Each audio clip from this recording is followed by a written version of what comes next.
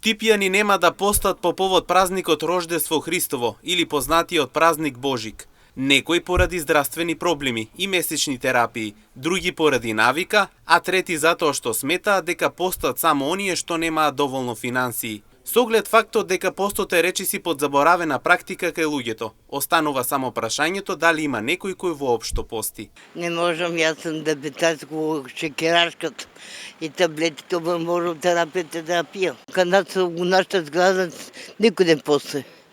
Само една жена пости, ама со таа жена не сум нај. Па добро е. Добро е тоа што може да ти постат. Чака ќе си посте, кој не ике?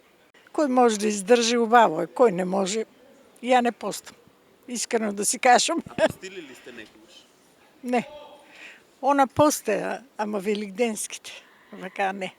Па едно време още повеќе имаше пост.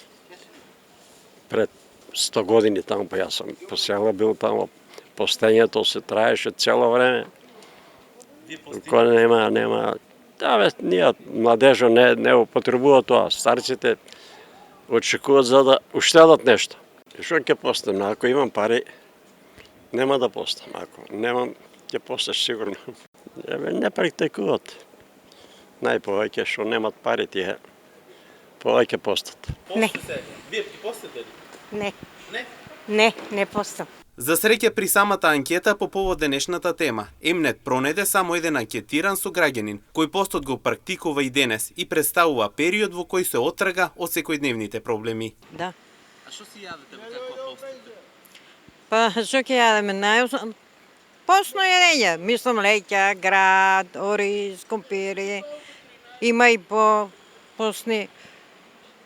Без зајтин. Да. Добро е. Многу е добро. Од сите нервози избегаш? Да. Во согласно со ситуацијата, Божикниот пост ќе трае вклучително 40 дена и во него има само неколку дена со строг пост, а во другите е речиси вклучено маслото, рибата и виното.